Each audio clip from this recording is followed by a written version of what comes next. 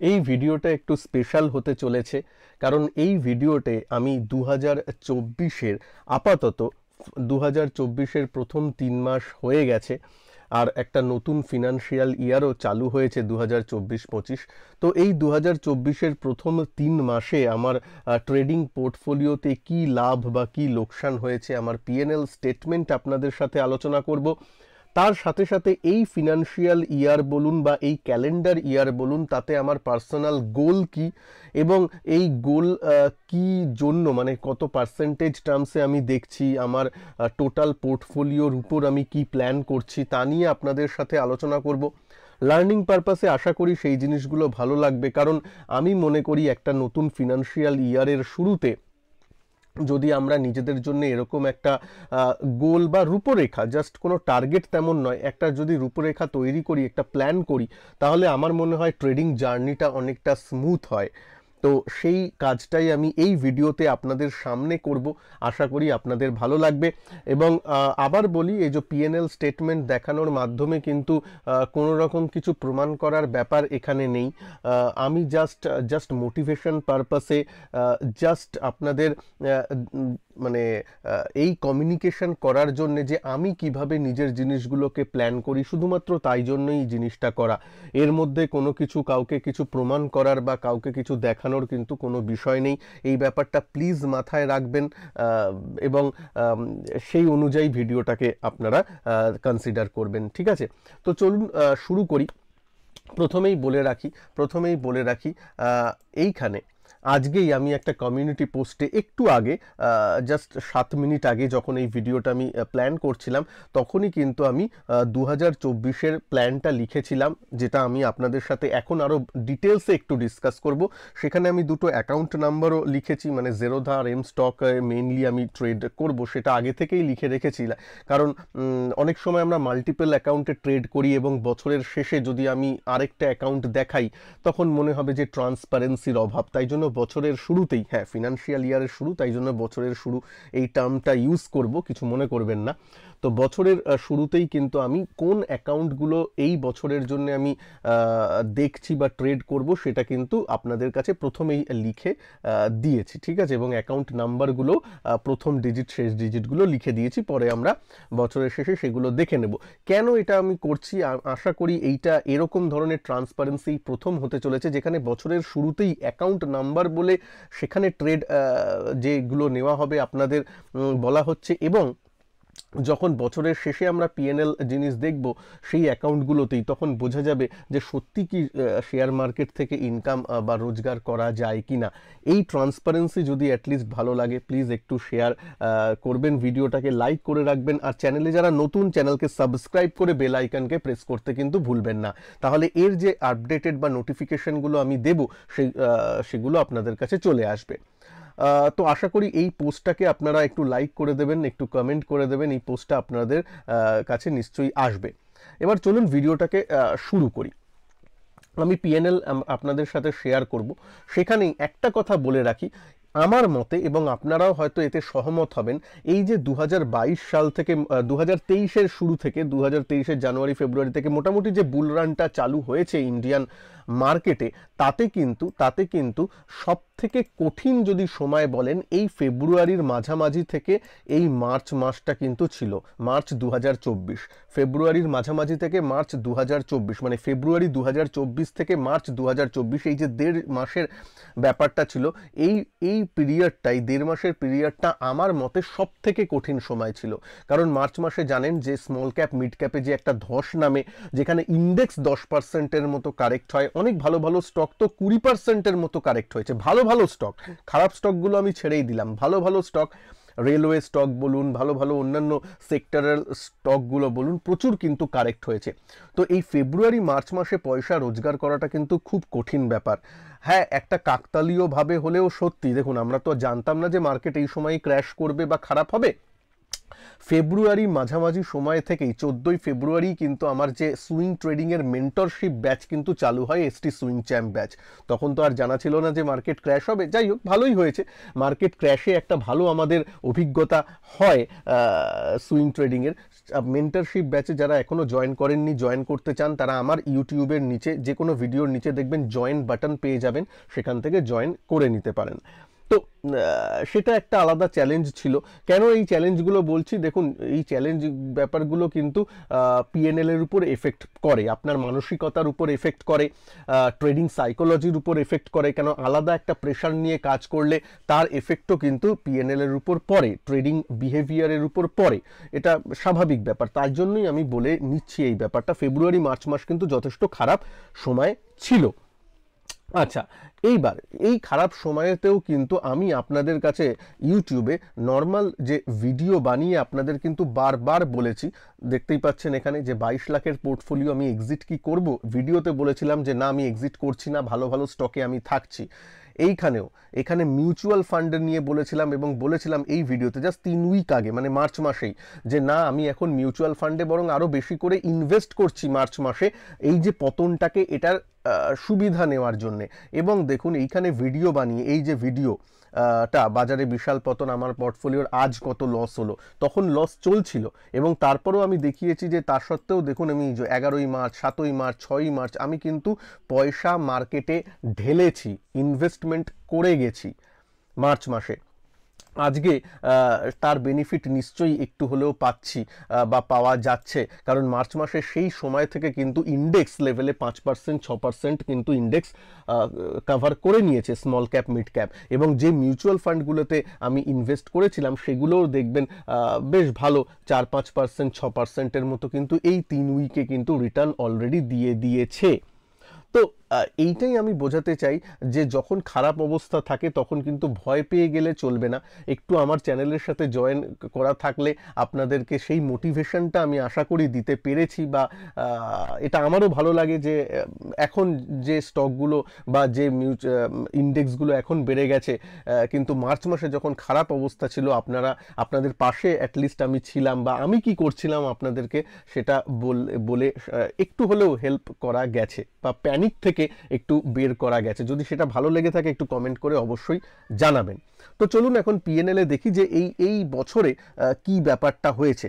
আপনার সামনে ইকুইটির আমার ব্যাপার আছে, যদি আমি এখানে মার্চ, ফেব্রুয়ারি, জানুয়ারি থেকে করি, এই বছরেরই করছি, এই বছরের থেকে এপ্রিল 2024, আজকে 7 তারিখই নিলাম এখন, সেটা যদি আমি দিই, তারপর যদি আমি করি তাহলে আমার কি ব্যাপার হয়েছে সেটা। এর মধ্যে একটা জিনিস আপনি লক্ষ্য করবেন, জানুয়ারিতে কিন্তু আমি কোনো রকম ট্রেড তেমন করিনি। এটা ফেব্রুয়ারি, জানুয়ারি মাসটা দেখছেন তেমন কোনো ট্রেড আমি করিনি, কারণ একটু শরীর খারাপ ছিল।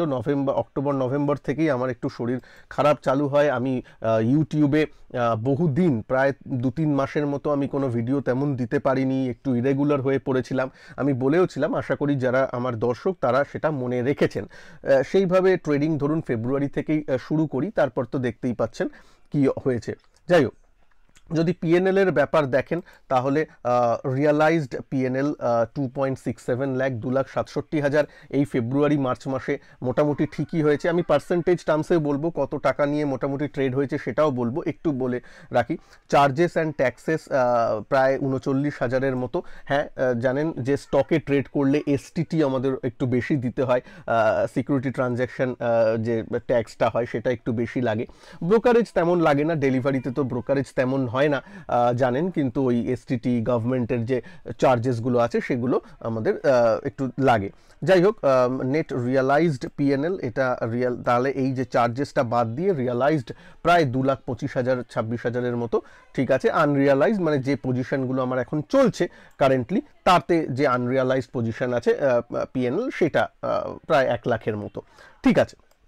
কত মোটামুটি ক্যাপিটাল নিয়ে ট্রেড করেছিলাম তার ব্যাপারটা কিন্তু আপনাদের সাথেই এখানে শেয়ার করা আছে। এই যে 3 উইক আগেই দেখেছেন 22 লাখের মোটামুটি পোর্টফোলিও ছিল, ওই 20 থেকে 25 লাখের মতোই টোটাল অ্যাকাউন্ট ছিল। এর মধ্যে কিছু আমি প্রথমে 10-12 লাখ নিয়ে শুরু করি, তারপর কিছু অ্যাড করি, এরকমভাবে হয়েছিল।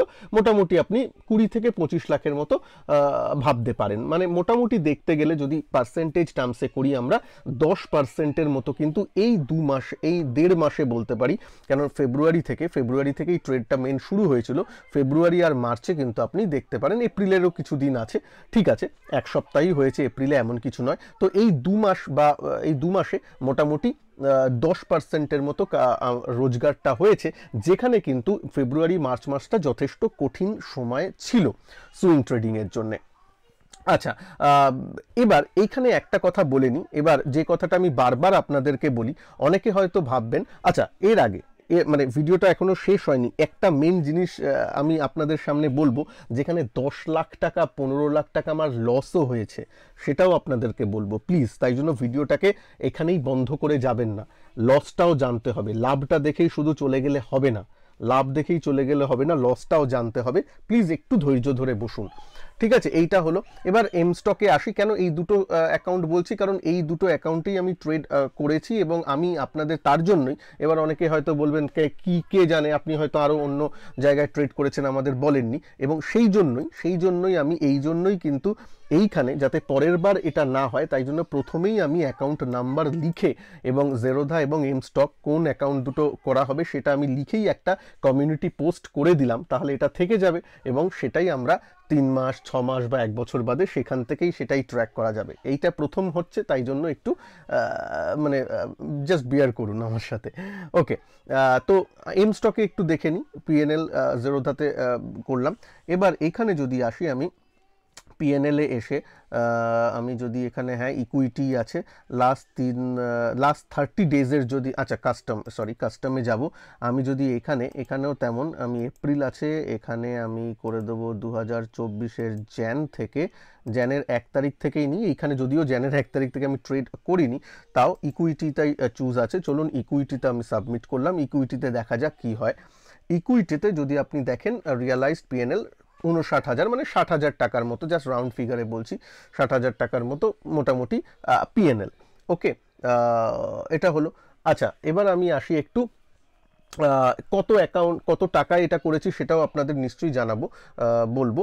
এই অ্যাকাউন্টে আমার যদি বলেন 5 থেকে 6 লাখ টাকার মতো ছিল, তার মানে এখানেও মোটামুটি 10%-এর কাছাকাছি মোটামুটি রিটার্ন হয়েছে। যদিও অ্যাক্টিভলি আমি জেরোধাতেই করতাম, কারণ স্টুডেন্টদের সাথে নিয়েও যে কাজকর্মগুলো করা, সেগুলোও আমি জেরোধাতেই মেন করতাম, তাই জন্য মানে জেরোধা অ্যাকাউন্ট অনেকের আছে, অনেক সুবিধা হয়ে যায়, তাই জন্য কিন্তু এটাও ছিল 5-6 লাখ টাকার মতো, কিন্তু এইখানে ট্রেড করতাম। আপাতত এখন ব্যালেন্স আমি 0 করে দিয়েছি এখানে, কারণ জেরোধার উপরেই এখন ফোকাসটা করছি। ফিউচার অ্যান্ড অপশানেও দেখে নিই, আমি জেরোধারও ফিউচার অ্যান্ড অপশানে আসবো, যে কি হলো। ফিউচার অ্যান্ড অপশান 1 তারিখ, চলুন এইটা সাবমিট করি। ফিউচার অ্যান্ড অপশানে কি হয়েছে সেটা একটু দেখে নিই। জানুয়ারি থেকে সেম জিনিস, জানুয়ারি থেকে এই এপ্রিল, মানে এই বছরে, জানি না আপডেট কতক্ষণ লাগবে। তো আবারও বলছি, প্লিজ ভিডিওটা দেখে চলে যাবেন না, আমার যে 10-12 লাখ টাকার লস হয়েছে সেটাও আপনাদের সামনে আমি তুলে ধরবো, তো সেটাও দেখবেন। আচ্ছা চলুন, ফিউচার অ্যান্ড অপশানে দেখতেই পাচ্ছেন 1 তারিখ থেকে 7 তারিখ রিয়ালাইজড পিএনএল 8,19,000-এর মতো। একটু জানেন আমি প্রিডমিনেন্টলি অপশানে ট্রেড করি, তার জন্যে লাভের পরিমাণটা একটু বেশি দেখাচ্ছে, ঠিক আছে, একটু মনে হবে বেশি, কারণ একটা এক্সপায়ারিতে একটু ভালো লাভ এখানে এসেছিল। সেই দিন আমি মনে হয় আপনাদের সাথেও ছিলাম, ইউটিউব লাইভেও ছিলাম, দেখতেই পেরেছেন এই অ্যাকাউন্টে তখন একদিনেই প্রায় 6.5 লাখ টাকার মতো প্রফিট হয়েছিল, তার জন্য প্রফিটটা একটু বেশি দেখাচ্ছে পার্সেন্টেজ টার্মসে বলুন বা এই বলুন, ঠিক আছে। 8 লাখ টাকা এইখানে প্রফিট, আর আপনার 60,000 টাকার মতো ইকুইটিতে প্রফিট। পার্সেন্টেজ টার্মসে ইকুইটিতে কিন্তু 10%-এর মতো প্রফিট এই এই ডামাডোল পরিস্থিতিতে, যেখানে ফেব্রুয়ারি মার্চটা খারাপ গেছিল। আমার মতে আই এম হ্যাপি, দেখুন আমি আমার কথা বলছি, I am happy with my result at least. তো চলুন এবার আমি যেটা পিএনএল জেরোধাতে, সেখানে একটু ফিউচার অ্যান্ড অপশানে কত হয়েছে সেটা একটু করে ক্লিক করি। ফিউচার অ্যান্ড অপশান সেম, জানুয়ারি থেকে এই এপ্রিল, মানে এই বছরে 2024-এর কথা হচ্ছে। সেখানে যদি দেখি, হ্যাঁ রিয়েলাইজ এই যে 11,48,000 টাকা মোটামুটি, তার মধ্যে 19,000 টাকার মতো চার্জেস দিয়েছি, তাহলে নেট যে পিএনএল হয়েছে 11,29,000 মতো হয়েছে, 11,29,000 টাকা প্রফিটের রিয়েলাইজড হয়েছে। তো ঠিক আছে, দেখুন আমি কিন্তু অপশানে বেশি ট্রেড করিনি এইবার দেখুন জানুয়ারি মাসে তো ট্রেডই নেই, ফেব্রুয়ারি মাসেও কয়েকদিন, মার্চ মাসে একটু করেছি ভালো, আর এপ্রিল তো চলছে, ঠিক আছে মোটামুটি। এই নয় যে প্রত্যেক দিন অপশান ট্রেড করেছি, বারবার আমি বলেছি যে অপশানের উপর বেশি ফোকাস আমি এইবার রাখিও নি, রাখতে চাইও না, সেই ধরনের ইকুইটির উপর ফোকাস আছে, কিন্তু অপশানে যখন সুযোগ দিয়েছে তখন ভালো মোটামুটি মুনাফা হয়েছে, রিসেন্টলি একটা ট্রেডে ভালো মুনাফা হয়েছে, তাই জন্য ব্যাপারটা এরকম হয়েছে, ঠিক আছে, ইটস ওকে। এবার আপনাদের আসতে পারে, এবার চলুন এইটা বন্ধ করি, এবার যে লসের কথাটা হচ্ছে সেইটা নিয়ে একটু আলোচনা করি। দুটো আপনারা দেখলেন, এবার আপনাদের মনে হবে যে ঠিক আছে লাভ হচ্ছে, বা অনেকে নিন্দুকরা বা ক্রিটিক্স যারা আছেন তারা এটাও বলবেন এই তো লাভ হলেই দেখাচ্ছেন, লোকসান হলে দেখাচ্ছেন না। এর মধ্যে একটা ব্যাপার বলি, কেউ বলবেন দাদা আগের পিএনএল কোথায় গেল, আগেরও 5 বছরের দেখান, 10 বছরের দেখান, অনেক কিছু বলবেন। একটা মনে করি, কেউ ট্রান্সপারেন্টলি আপনার কাছে এসে কিন্তু লসের কথা বলে না, যেটা এই চ্যানেলে হয়, এই চ্যানেলে হয়েছে। আজকে যে দেখছেন ধরুন 5 লাখ টাকা লাভ, 10 লাখ টাকা লাভ, যাই দেখছেন 3 মাসে এখন সেটা লাভটা হয়েছে। এই একটা সময় ছিল যখন এক বছরে আমার 15 লাখ 10 লাখ টাকা করে কিন্তু লসও হয়েছে। যখন এই চ্যানেলটা তেমন দাঁড়ায়নি তখনও কিন্তু আমি দাঁড়িয়ে এই ব্যাপারগুলো বলেছিলাম। এই যে 2011-12তে যে আমার 10 লাখ টাকা 15 লাখ টাকা লস হয়েছিল, এই ফার্স্ট পার্ট দেখতে পাচ্ছেন, এটা লাস্ট পার্ট, মানে পার্ট 2। পার্ট 1এও আমি দেখিয়েছি 15 লাখ টাকা 12 লাখ টাকার মতো লস হয়েছে, পার্ট 2তেও 10 লাখ টাকার মতো লস হয়েছে। এইগুলো কিন্তু লস আমি নিয়েছি 2011-12তে, যখন আমি তেমন ট্রেড অতটা বুঝতাম না। সেই জার্নির ভিডিওটা কিন্তু দেওয়া আছে, এবং সেই ভিডিওটা যদি ওপেন করেন, এই দেখতে পাচ্ছেন আইসিআইসিআই ডাইরেক্টের আমি অ্যাকাউন্টের স্টেটমেন্ট ওপেন করে, এই নয় যে মুখে বলে গেছি, ট্রেডের যে কেন হয়েছে, কি কারণে হয়েছে, ডিটেলস আমি বলেছি। দেখতেই পাচ্ছেন এখানে 8.5 লাখ টাকার মতো লস দেখাচ্ছে। এই যে অ্যাকাউন্ট স্টেটমেন্ট ওপেন করে আমি লসটা বলেছি, এটা ক বছর আগের ভিডিও, 1 বছর আগের ভিডিও। তখনও আমার এই চ্যানেলটা এত বেশি, মানে এতজন সাবস্ক্রাইবারও ছিলেন না প্রথম, তখন আমি শুরুয়াতেই কিন্তু নিজের লসগুলোকেও বলি, এবং আজকে যে লাভের ভিডিও দেখাচ্ছি, বা দেখুন লাভ হয়েছে তাই দেখাচ্ছি, মানে আমি কি করব, লাভ না হলে লসটাই দেখাতাম, আপনার কাছে তো বলা থাকলো, এখানে আমার অ্যাকাউন্ট নাম্বারও দেওয়া থাকলো। আমি 6 মাস বাদে আবার একটা ভিডিও আপডেটেড পারবো, বা প্রত্যেক কোয়ার্টারে আমি আপডেটেড ভিডিও এখন থেকে আনবো বলে মাথায় রেখেছি, যে প্রত্যেক কোয়ার্টারে আপনাদের সাথে শেয়ার করব, জাস্ট ফর মোটিভেশন পারপাস। তো লসগুলো এখানে শেয়ার করা হয়। আর একটা বলি, মানুষ, আমি যেটা বারবার আমার স্টুডেন্টদেরও বলি, মানুষ এখন হয়তো এই লাভটাকে, এই সাকসেস, লাভ মানে তো আমরা সাকসেস হিসাবে দেখি, এই সাকসেসটাকে নিতে চায়, কিন্তু এই সাকসেসের পিছনে যে কত পরিশ্রম ছিল, কত লস ছিল, তারপর ঘুরে দাঁড়ানোর যে লড়াইটা ছিল, 3-4 বছর ধরে শেখার ব্যাপারগুলো ছিল, সেইগুলো কিন্তু নিতে চায় না।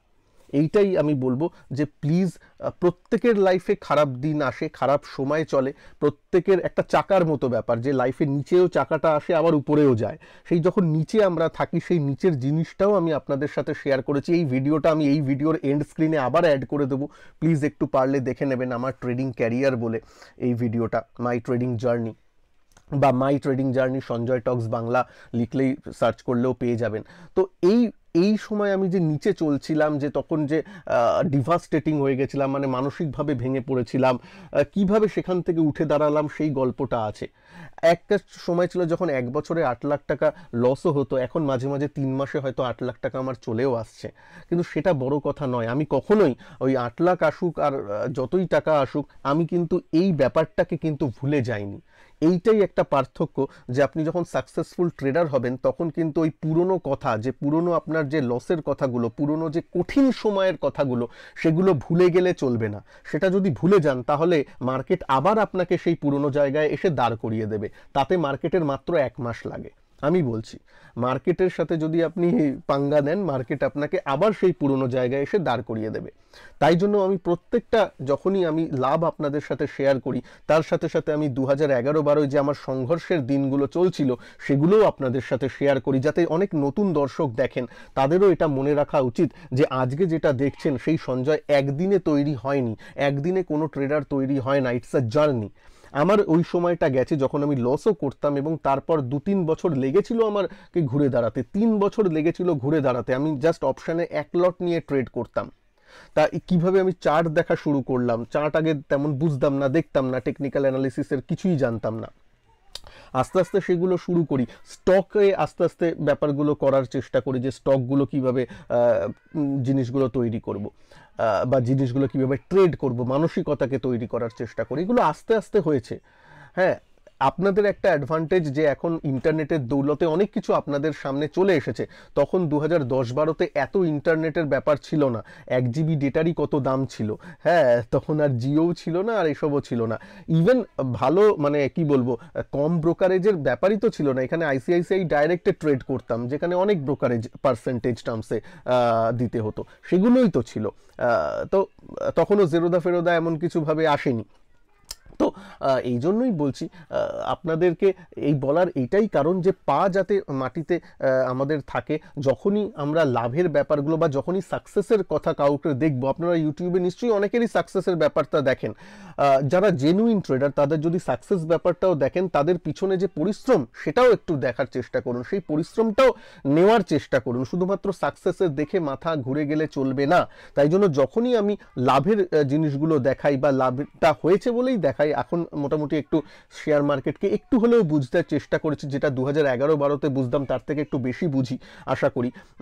কিন্তু প্রতিদিন আমরাও শিখছি ব্যাপারগুলো, মার্কেট প্রতিদিন আমাদের নতুন জিনিস শেখায়, কিন্তু সেই বলে আমি যে পুরনো জিনিসগুলো ভুলে যাব তা নয়। তাই জন্য এই ভিডিওগুলো বারবার দেখিয়ে দেওয়ার এটাই আপনাদের সাথে কারণ। যাই হোক, জাস্ট ফর মোটিভেশন পারপাসে আমি আমার এই কোয়ার্টারলি, এই যে 3 মাস গেছে, জানুয়ারি, ফেব্রুয়ারি, মার্চ, তার ব্যাপারগুলো আপনাদের সাথে শেয়ার করলাম। আর শেয়ার করার একটাই বক্তব্য ছিল যে মার্চ মাসে আমি যে বারবার আপনাদেরকে বলেছিলাম যে এখন পোর্টফোলিও থেকে, ভালো স্টক থেকে এক্সিট করছি না, এক্সিট করা উচিত নয়, বারবার চেঁচিয়ে চেঁচিয়ে বলেছিলাম এবং বলেওছিলাম যে মিউচুয়াল ফান্ডে, স্মল ক্যাপ, মিড ক্যাপ ইন্ডেক্সে বরং আরও আমি এক্সট্রা টাকা অ্যাড করছি। এই যে বারবার এসে বলা, এইটা যে আজকে মার্চ এপ্রিলে দাঁড়িয়ে কাজে দিয়েছে, এটা আমার ভালো লাগছে যে অ্যাটলিস্ট কিছু হলেও আমি আপনাদেরকে একটু মানসিকভাবে একটু মানে কি বলবো, সাপোর্ট দিতে পেরেছিলাম তখন মার্চ মাসে, যখন খুব খারাপ অবস্থা চলছিল বাজারে। যাই হোক, প্লিজ ভিডিওটা যদি একটু ট্রান্সপারেন্ট লাগে, একটু প্লিজ একটু